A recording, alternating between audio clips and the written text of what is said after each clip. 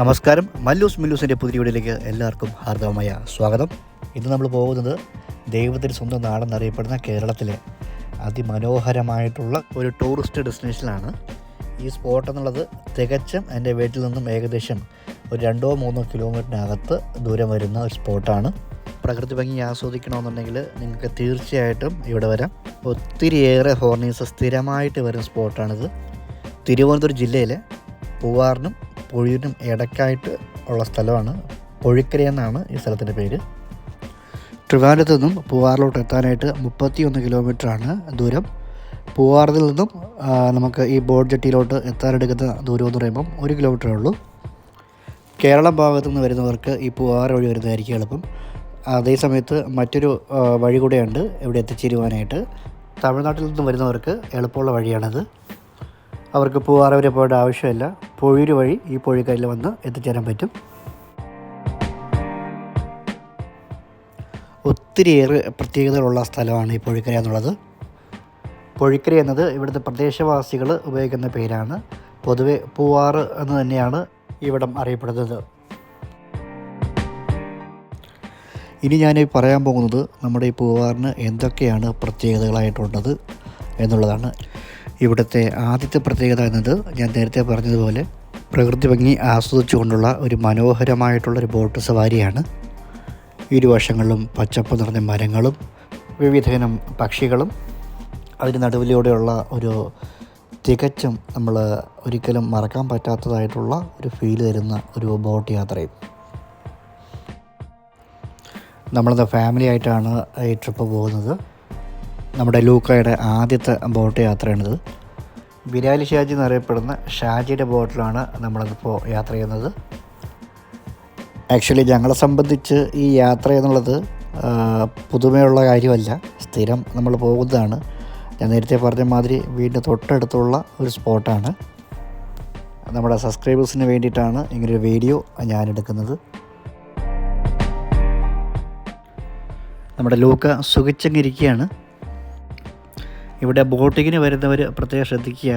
പരമാവധി ഇവിടെ ലോക്കൽസ് ആരുമായിട്ടെങ്കിലും എന്തെങ്കിലും പരിചയം ഉണ്ടെന്നുണ്ടെങ്കിൽ അവർ മുഖേന ബോട്ട് എടുക്കുന്നതായിരിക്കും ലാഭം.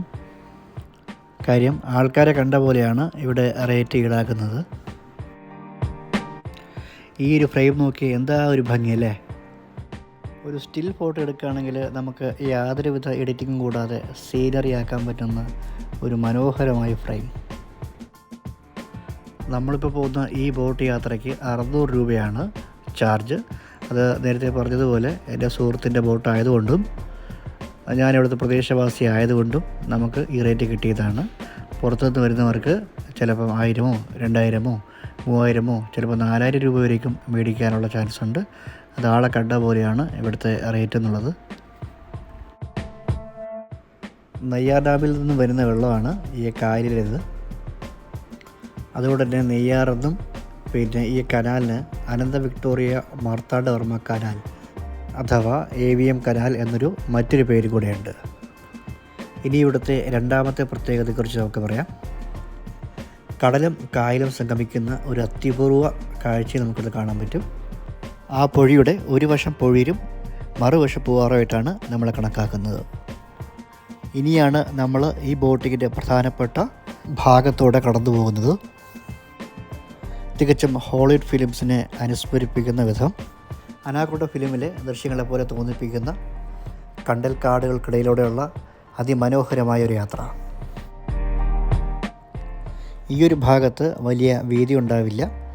2 ബോട്ടുകൾ കഷ്ടിച്ച് അങ്ങോട്ടും ഇങ്ങോട്ടും പോകാൻ പാകത്തിലുള്ള വീതി മാത്രമേ ഉള്ളൂ. ഈ ഒരു ഭാഗത്തൂടെ യാത്ര ചെയ്യുമ്പോൾ നമ്മളെന്തായാലും കുറച്ച് ശ്രദ്ധിക്കേണ്ടതായിട്ടുണ്ട്.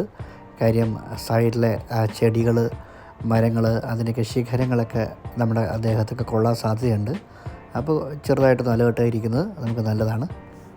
മഴ സമയം ആയതുകൊണ്ടാണ് ഈ ചെളി നിറത്തിലുള്ള കളറ് ഈ വെള്ളത്തിന് ഇപ്പോൾ കാണാൻ പറ്റുന്നത്.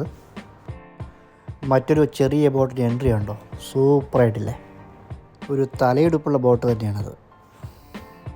നമ്മുടെ ബോട്ടിന് ആ ബോട്ട് തൊട്ടില്ല എന്ന മട്ടിൽ അങ്ങനെ കടന്നു പോയിരിക്കുകയാണ്. ഇവിടുത്തെ അടുത്ത പ്രത്യേകത എന്നുള്ളത് പക്ഷി സങ്കേതങ്ങൾ ഒത്തിരിയുള്ളൊരു ഏരിയ ആയതുകൊണ്ട് താല്പര്യമുള്ളവർക്ക് പക്ഷി നിരീക്ഷണവും ആസ്വദിക്കാം. നമ്മൾ ഈ കായലിൽ കൂടെ പോകുന്നത്, ഞാൻ നേരത്തെ പറഞ്ഞിരുന്നു ഈ കടലുമായിട്ട് സംഗമിക്കുന്ന ഒരു ഏരിയ ഉണ്ടെന്നുള്ളത്. അവിടെ വിശാലമായ കടപ്പുറമുണ്ട്. റെഡ് സാൻഡ് ബീച്ച് എന്നാണ് ആ കടപ്പുറത്തിന് പറയപ്പെടുന്നത്.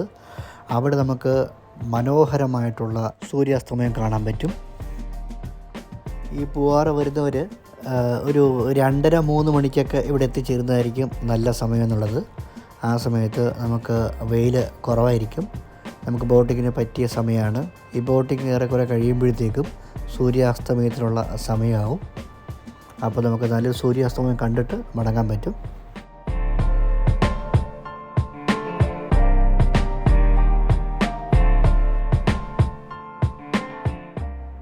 ഇനിയിപ്പോൾ ഈ ബോട്ട് യാത്രക്കിടെ ഒന്ന് ദാഹിച്ചു എന്ന് പറഞ്ഞിട്ട് ടെൻഷനൊന്നും ആകേണ്ട ആവശ്യമൊന്നുമില്ല. ഇവിടെ നല്ല സൂപ്പർ കരിക്കിന് വെള്ളം നമുക്ക് കുടിക്കാൻ പറ്റും. ഇനി ഇവിടുത്തെ മറ്റൊരു പ്രധാനപ്പെട്ട ഒരു പ്രത്യേകത പറയാം. 2004-2005 കാലഘട്ടത്ത് ഏഷ്യാനെറ്റിൽ സംപ്രേഷണം ചെയ്തിരുന്ന വളരെ പോപ്പുലറായിട്ടുള്ള കടമറ്റ കത്തനാർ എന്ന സീരിയൽ ഒട്ടുമിക്ക ഭാഗങ്ങളും ഷൂട്ട് ചെയ്തത് ഇവിടെ വച്ചാണ്. ഇവിടെ പോകാൻ സമീപത്തായിട്ട് നമുക്ക് പോകാൻ പറ്റുന്ന വേറെയും ഒത്തിരി ലൊക്കേഷൻസ് ഉണ്ട്. ആഴിമല ക്ഷേത്രം, വിഴിഞ്ഞം ഹാർബർ, കോവളം ബീച്ച്, ഇതെല്ലാം അധിക ദൂരമൊന്നുമില്ല ഇവിടെ നിന്ന് പോകാനായിട്ട്. കോവളം ബീച്ച് കഴിഞ്ഞാൽ അടുത്തതായിട്ട് തിരുവനന്തപുരം ജില്ലയിൽ ഏറ്റവും കൂടുതൽ വിനോദസഞ്ചാരികൾ സന്ദർശിക്കുന്നതും താമസിക്കുന്നതുമായിട്ടുള്ള സ്ഥലം എന്നുള്ളത് ഈ പൂവാറായിട്ടാണ് കണക്കാക്കുന്നത്. നമ്മളിപ്പോൾ നിൽക്കുന്ന ഈ ഒരു ഏരിയനെ മാൻഗ്രോവ് ഫോറസ്റ്റ് എന്നാണ് പറയുന്നത്. ഫാമിലീസിനും ബാച്ചിലേഴ്സിനും ഒരുപോലെ ആസ്വദിക്കാൻ പറ്റുന്ന ഒരു യാത്രയാണിത്. ഫാമിലീസ് ആണെന്നുണ്ടെങ്കിൽ ആ വൈബിൽ പോവാം. പിന്നെ പയ്യന്മാർ സെറ്റാണെന്നുണ്ടെങ്കിൽ നമുക്ക് അത്യാവശ്യം അടിച്ച് പൊളിച്ച് യാത്ര ചെയ്യാൻ പറ്റുന്ന ഒരു യാത്ര തന്നെയായിരിക്കും ഇത്. നമ്മുടെ ലൂക്ക അങ്ങനെ ആക്റ്റീവായി തുടങ്ങിയിട്ടുണ്ട്. ഇത്ര നേരം എന്തോ വിഷാദഭാവത്തിലുണ്ടായിരുന്ന ആളാണ്. ഇപ്പോൾ അപൂർവ്വത ശക്തിയോടെ എഴുന്നേറ്റ് തുള്ളിച്ചാടുന്നുണ്ട്.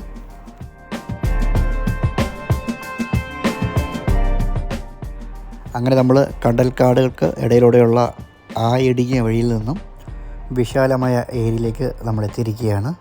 വീണ്ടും